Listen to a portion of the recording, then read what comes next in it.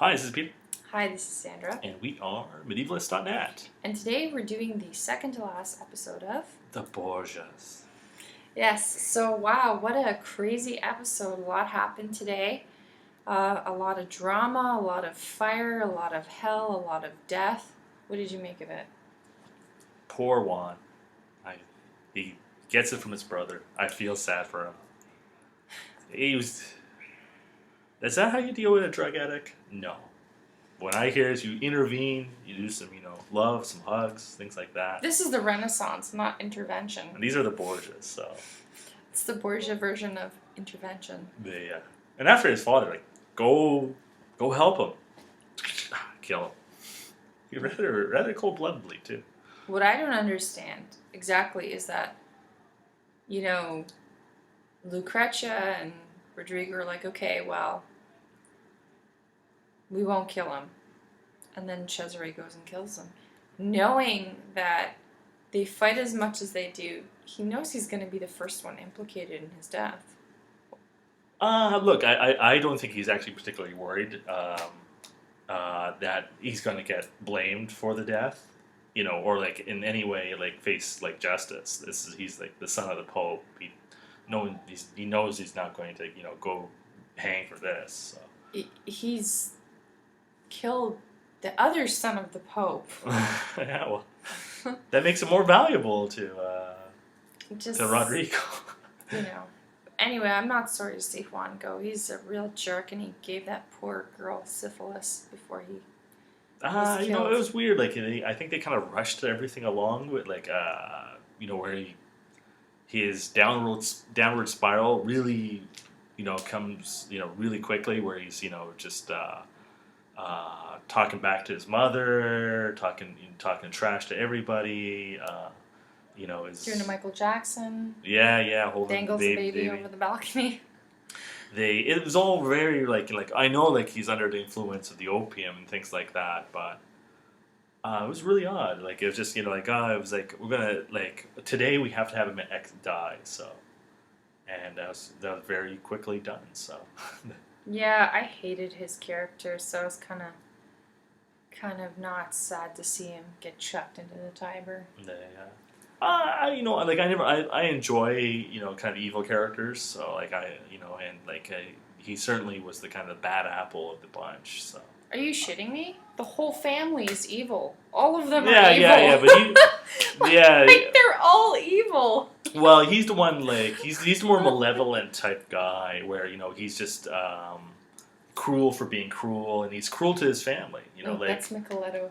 No, well, Micheletto is different, but he's not a Borgia. But it was kind of it came off as an odd sequence to me, but I had kind of gone into the this whole season thinking that Cesare was going to kill Juan at some point, but I thought it would have happened on the season finale.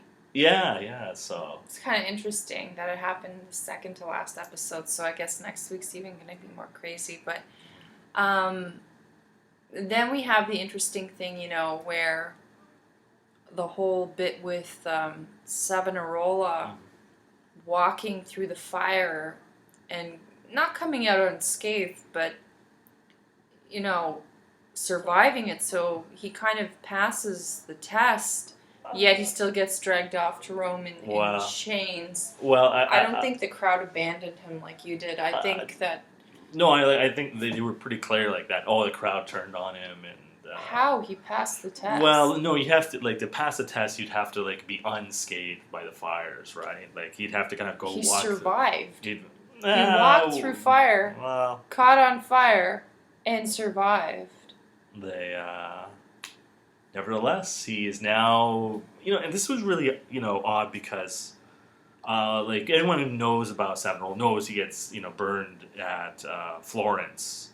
And I was kind of expecting that they were just going to take him up and burn him right there and then, but now he's back in Rome and they want to get him to confess, and that was, it was just strange. It's really, I don't know where they're kind of going with it. I guess they're trying to make it different from, history, but... Well, he might have been questioned in Rome and then taken back to Florence and burned, who knows?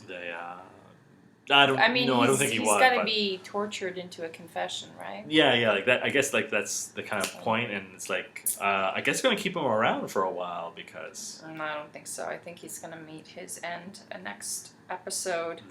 It's looking that way. And then the whole thing with the new guy, the new taster. Oh, that was I like that kind of all the kind of scenes because it's like at any moment he could put that poison in, right? So like he's waiting for that one opportunity, and like there's always these kind of like, oh, here's the wine. Oh, no, I'm not gonna put in the wine. Oh, here's the water. Yeah, I guess. Then Lucrezia loses her future husband and her boyfriend, and I don't know. I found that kind of funny because, she's a bastard.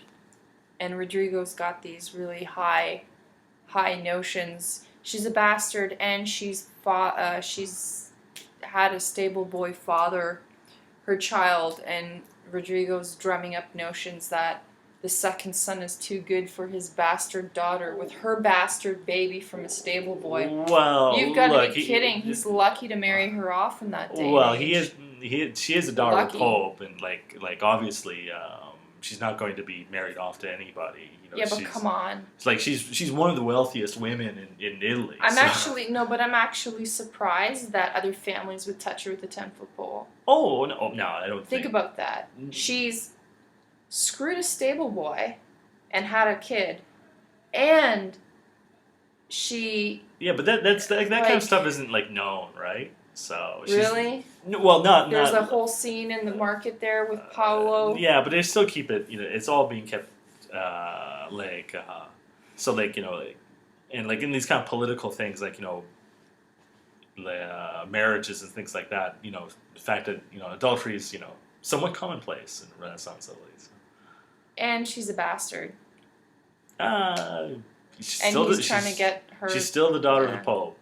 I don't know. I just find Rodrigo's sense of where his kids should be a little misplaced, but considering his back, it's just very. I don't know that I would send my firstborn son to marry his kids. Just putting that out there. Oh, okay. I would. I'm on the other hand. I think people be begging to marry Lucrezia Borgia. I'm surprised. I'm really surprised given the climate at that time. But that's very interesting. Yeah. So she loses both of them, and she's sort of, which is more to her credit because she really kind of didn't want to get married at all in the first place, and was kind of forced into a position where she had to, and then she managed to get rid of them both in one fell swoop. So I think Lucrezia won in the end. She kind of got what she wanted.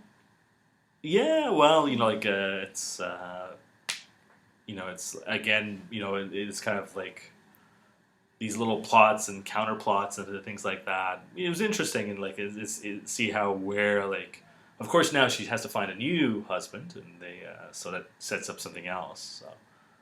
I think she's going to be left alone about that for a little while because he has bigger fish to fry, literally, with Savonarola. Yeah. And this whole thing now with Juan, that's going to go down.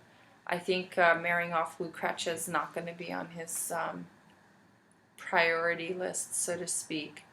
I thought it was kind of cool before Juan got knocked off or whacked or whatever that Cesare admitted to him that he brought Benito Sforza to Rome to meet Rodrigo, so he knows he was set up before he was killed. I thought that was a nice touch. God bless Cesare. He's awesome. I it's interesting how his father is don't be envious of Juan. Don't be like that. Don't let that. And it's I'm wondering how much it's just pure envy on Cesare's part to do all this. So. Obviously killing off his brother puts him hopefully back in to fill Juan's position. So I don't think he envies him because remember there was a scene not too long ago where when Rodrigo turns him down the second time when he wants to be released of his vows to the church, he's like, he disses Juan. He says to him, come on, I need you in the church. Imagine Juan doing your job. Really? And it's like, I don't see how Cesare could be jealous, because he knows what Rodrigo really thinks of Juan is that he's a bumbling idiot. But he's his beloved son. Yeah. So I don't think it's a jealousy thing. I think Cesare really wants to be lead the armies and political power and things like that. Cesare saw the whole... loves Lucrezia. He's the godfather of her son. He saw the whole baby dangling incident from across the other balcony. I'm thinking he was enraged, and that tipped it. Yeah, well, he says, like, Borgias never forgive, so it's like, he's certainly getting back at him for all these misdeeds, so. But it was interesting. It was like, it's, like, I wonder where they'll go with it, right? So. Should be very interesting.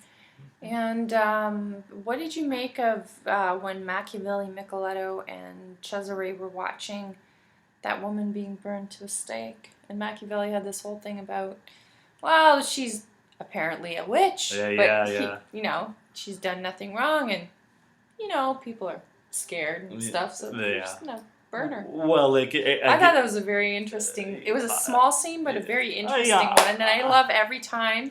God, I have to get that guy's name right. The guy who plays Machiavelli, he's a brilliant little actor. Yeah. I love him. Well, it's that 21st century. They're acting as the 21st century characters at that point. Like, it's all but they like still it's interesting. Like that's like they wanted to kind of bring that out, and they kind of have to kind of show Savonarola in the worst light possible, right? So and.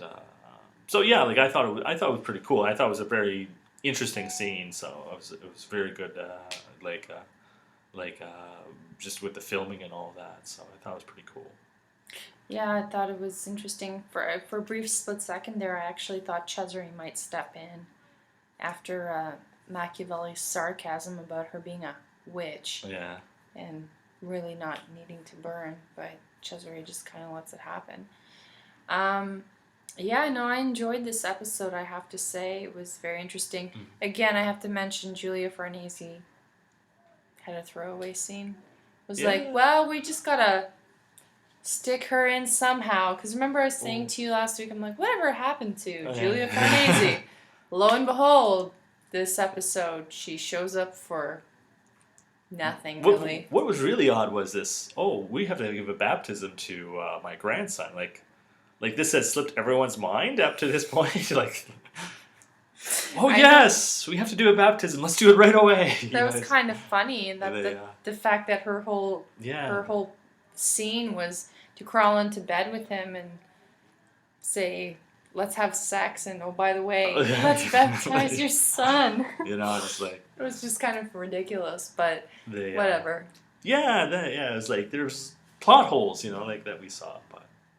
Yeah, well, it's all good. But, I really enjoyed this episode. I was kind of shocked about the Juan thing at the end, because I thought that might happen mid-next season, and that the end of this season would be Savonarola getting fried to a crisp. Yeah. But it turns out, I actually anticipated with, Cantarella Boy, the Love Race prodigy. I actually expected some kind of a mishap to go down at the baptism reception, but none of that happened. No Savonarola getting cooked. No snafu with the Cantarella guy. But Juan got tossed into the Tiber and stabbed by Cesare. That was a bit of a shocker. I thought that was kind of well done. Yeah, because they were setting up other plots. They're like, maybe there's going to be drama at the reception. And then nothing. Yeah. So it's kind of, and I think they want to keep us guessing, right? So they, I do expect that, like, on next week's finale, we're going to see kind of a poisoning attempt. Or a burning. Yeah, or that, and now we're going to see what's going to happen to Cesare, right? So. Should be interesting. I wasn't there. I had nothing to do with this. It's your new job, Cesare, so. Yeah, maybe he'll get what he wanted. Yeah. I'm very curious to see what happens. But yeah, it's a great episode, and I'm excited. Season 3 has been renewed for sure. Oh, yeah. So we're definitely going to be back for Season 3. Way to go, cast of the Borgias. You guys are amazing. I love this show, and I'm so glad that there's a fan base for it. And I thank you for tuning in with us. One last shout out to the guy who plays Micheletto for his work in Prometheus. Yes. He's playing Micheletto, but hundreds of years in the future. Just say that. And he's got a couple of tattoos. And, and a mohawk. But he's got that voice. So. Would he? Yeah. He talk. What did you say? How does he talk? Like, I'm Batman. I'm Micheletto. I'm Micheletto. Anyways. Sorry for that aside. That's just our silliness. Well, but we've gone way off base today. Yes. But thank you for tuning in with us for this very crazy and interesting episode of The Borgias. And we'll see you next week for a last look at this show before we're off until season 3. Yes. Do you know when it comes back? Well, I would say probably not till 2013. So. Oh, you don't think September? No, like they seem to be like, this it's another 10 episodes, so rather they get renewed for, so it'll come back in the spring. Well then, in that case, we'll see you next week, and thank you for joining us.